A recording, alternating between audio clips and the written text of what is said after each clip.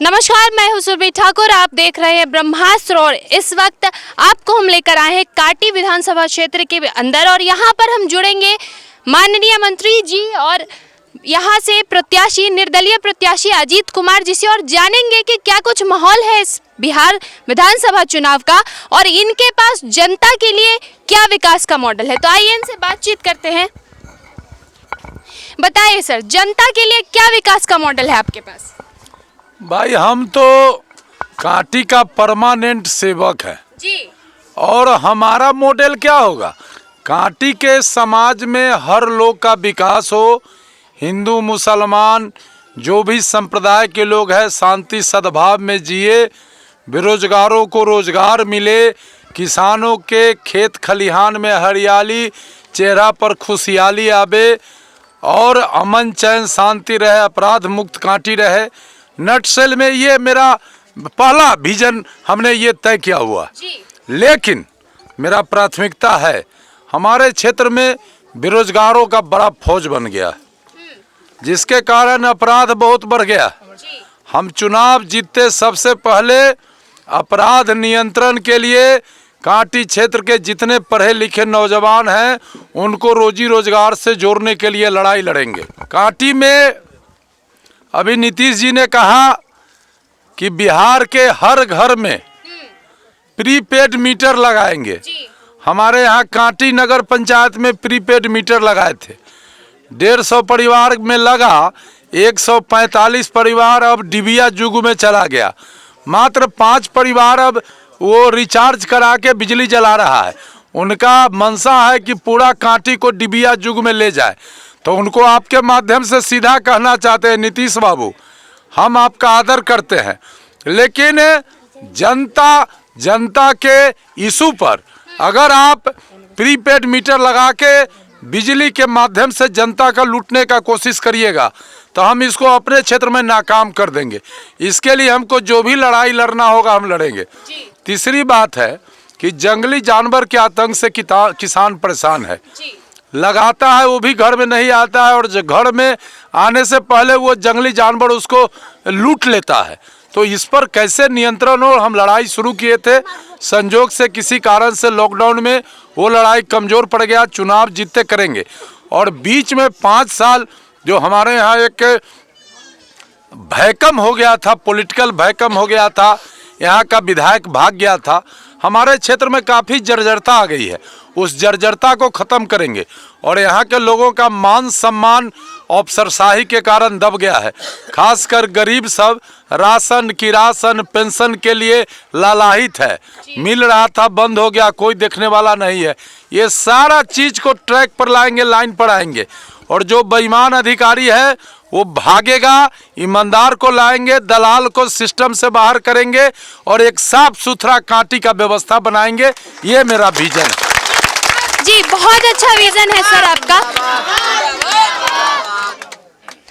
तो मैं सवाल यहाँ पर आपसे ये लेना चाहती हूँ कि महिलाओं के लिए आप क्या करेंगे, क्योंकि बिहार में ये मैंने देखा है कि पुरुष फिर भी आगे आ जाते हैं, पुरुषों की समस्या का समाधान फिर भी हो जाता है, लेकिन महिला सशक्तिकरण पर कोई बात नहीं करता है। देखिए, ये ऊपर और नीचा जो दोनों सरकार है ना, बेहद बेईमान है। केवल अखबार में घोषणा करता है और हमारा मीडिया बिका हुआ है, देश का मीडिया बिका हुआ है। उसको तो विज्ञापन चाहिए, माल चाहिए। जे मोदी जी अगर रात में कह दे दिन है तो लिखेगा जे दिन है। तो मीडिया पर से तो जनता का भरोसा उठ गया है। और महिला सशक्तिकरण का जो मामला है केवल ये अखबारे में हम देखते हैं और टोपी पहना देता है महिला सशक्तिकरण का। अरे जब महिला सशक्तिकरण की बात करते हो तो जो भी हमारे पूरे देश में जो भी गरीब या अमीर का बेटी पढ़ लिख के योग्यता ले ली है उसको तुम रोजी रोजगार में लगाओ ना। खाली माइक से बोलने से महिला सशक्तिकरण, अरे हम जिसका परिवार पुरुष सशक्त है उसका महिला स्वतः सशक्त है। सरकार अगर महिला सशक्तिकरण की बात अगर करती है, बेहद बेईमानी है। देखिए पूरे देश के पैमाने पर कितना अत्याचार महिलाओं पर होता है। कानून इनका कोई काम नहीं कर रहा है। सारे जगहों पर ये कहते हैं कि अब ऐसा सजा देंगे कि देश कांप जाएगा। ये रेप का कांड जो हो रहा है निर्भया से लेकर आज तक, उससे भी विभत्स घटना हुआ, क्या रिजल्ट है? ये सब फर्जरी है। महिला सशक्तिकरण अगर करना है तो महिलाओं को अधिकार देकर उसको रोजी रोजगार से जोड़ो, उसको सिस्टम में लाओ, तब बुझेंगे कि महिला के प्रति तुम्हारा ही है। और अजीत कुमार का महिला सशक्तिकरण यही है कि हमारे क्षेत्र में अगर महिलाओं पर कहीं अत्याचार होता है तो अजीत कुमार पावर में रहे, चाहे न रहे, लाठी लेके उसका सुरक्षा करता है। महिला सशक्तिकरण। जी सर, बहुत अच्छी बात है, बहुत अच्छी बात है। अगला सवाल मैं आपसे ये लेना चाहती हूँ कि आप ही के क्षेत्र से चुनाव प्रचार के दौरान एक व्यक्ति ये कहता है, अभद्र बयानों का इस्तेमाल करता है, नाम है उनका मोहम्मद जमाल। आप समझ गए होंगे कि मैं किस संदर्भ में बात कर रही हूँ, तो ऐसे लोगों के लिए क्या कहना चाहेंगे?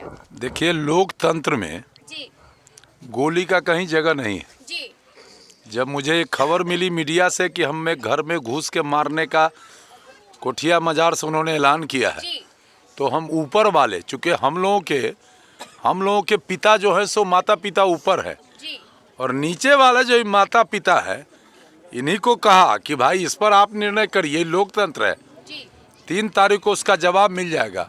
इतना न सिलेंडर छाप पर बटन दबेगा ना कि वो अपने बिल में घुस जाएंगे और हमको कुछ नहीं करना है। इस बार जनता ठीक कर देगी, और जो बाकी रहेगा तो हम तो जैसे ही जनता के उम्मीदवार के रूप में आएंगे, सब के सब बिल में ढुकेगा, कहियो नहीं निकलेगा, ये आपको हम बता देते हैं।